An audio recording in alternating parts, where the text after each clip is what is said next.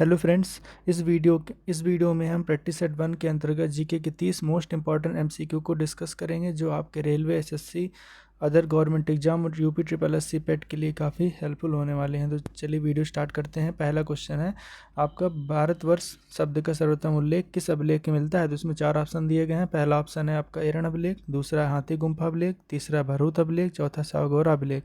तो इसका जो सही ऑप्शन हो जाएगा वो हो जाएगा हाथी गुम्फा अभिलेख हो जाएगा, जो कि बी नंबर है।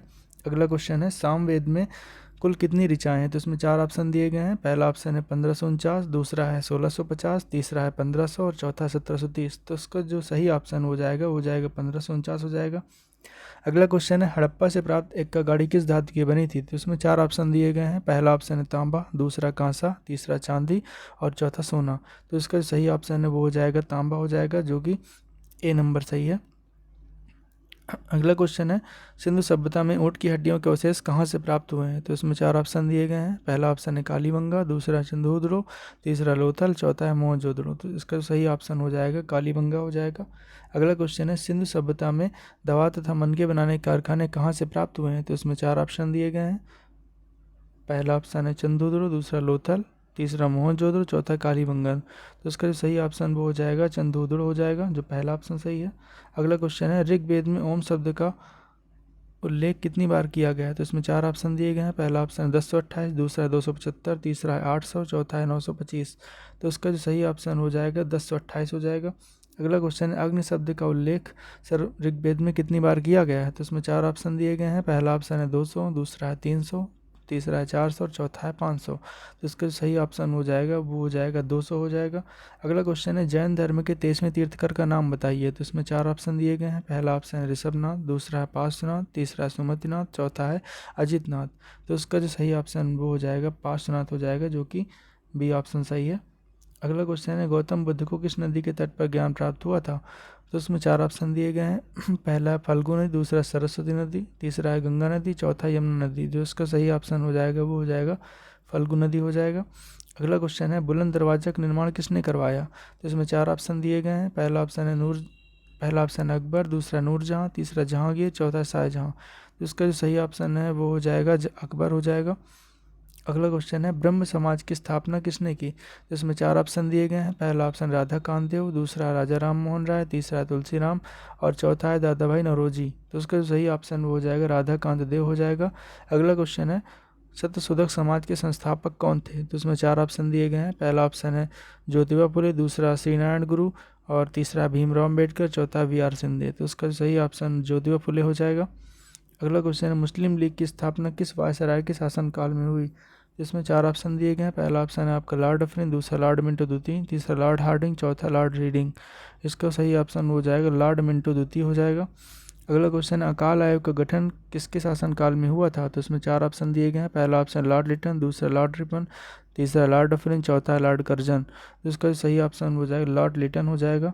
अगला क्वेश्चन है, रोलेट एक्ट किस वायसराय के शासनकाल में आया? तो इसमें 4 ऑप्शन दिए गए हैं। पहला ऑप्शन है लॉर्ड इरविन, दूसरा लॉर्ड चैम्सफोर्ड, तीसरा है लॉर्ड लिटन, चौथा है लॉर्ड वेलिंगटन।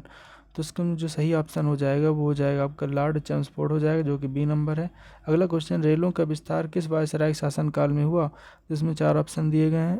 पहला ऑप्शन लॉर्ड कैनिंग, दूसरा लॉर्ड एल्गिन, तीसरा लॉर्ड लिटन, चौथा लॉर्ड कर्जन। इसका सही ऑप्शन हो जाएगा लॉर्ड कैनिंग हो जाएगा। अगला क्वेश्चन है, अकाल आयोग का गठन किस वायसराय के शासनकाल में हुआ? तो इसमें 4 ऑप्शन दिए गए हैं। पहला ऑप्शन लॉर्ड लिटन, दूसरा लॉर्ड एल्गिन, तीसरा लॉर्ड लिनलिथगो, चौथा लॉर्ड कर्जन। जिसका सही ऑप्शन है वो हो जाएगा आपका लॉर्ड लिटन हो जाएगा, पहला नंबर सही है। अगला क्वेश्चन है, गदर पार्टी के संस्थापक कौन थे? तो इसमें 4 ऑप्शन दिए गए हैं। पहला ऑप्शन रास बिहारी बोस, दूसरा लाला हरदयाल, तीसरा तारकनाथ दास, चौथा है वी.डी. सावरकर। तो इसका जो सही ऑप्शन हो जाएगा लाला हरदयाल हो जाएगा, जो कि आपका बी नंबर सही है। अगला क्वेश्चन है, भारतीय स्वतंत्रता संग्राम पुस्तक के लेखक कौन है? तो इसमें 4 ऑप्शन दिए गए हैं। पहला ऑप्शन है सचिन नाथ सान्याल, दूसरा है वी.डी. सावरकर, तीसरा है महात्मा गांधी, चौथा है वीरेंद्र कुमार घोष। तो इसका सही ऑप्शन हो जाएगा वी.डी. सावरकर हो जाएगा। अगला क्वेश्चन है, राष्ट्रपिता की उपाधि महात्मा गांधी को किसने दिया? तो इसमें 4 ऑप्शन दिए गए हैं। पहला ऑप्शन है सुभाष चंद्र बोस, दूसरा एडोल्फ हिटलर, तीसरा है विंस्टन चर्चिल, चौथा रविन्द्रनाथ टैगोर। तो इसका जो सही ऑप्शन है वो हो जाएगा आपका इसमें हो जाएगा सुभाष चंद्र बोस, जो कि पहला नंबर सही है। अगला क्वेश्चन है पूर्ण स्वराज का नारा किसने दिया? तो इसमें 4 ऑप्शन दिए गए हैं। पहला ऑप्शन है जवाहरलाल नेहरू, दूसरा है महात्मा गांधी, तीसरा CR दास, चौथा है भगत सिंह। तो इसका जो सही ऑप्शन है वो हो जाएगा जवाहरलाल नेहरू हो जाएगा। अगला क्वेश्चन है कांग्रेस का सूरत अधिवेशन किस वर्ष हुआ? तो इसमें 4 ऑप्शन दिए गए हैं। पहला ऑप्शन है आपका 1907, दूसरा 1911, तीसरा 1925, चौथा 1919। तो इसका जो सही ऑप्शन वो हो जाएगा 1907 हो जाएगा।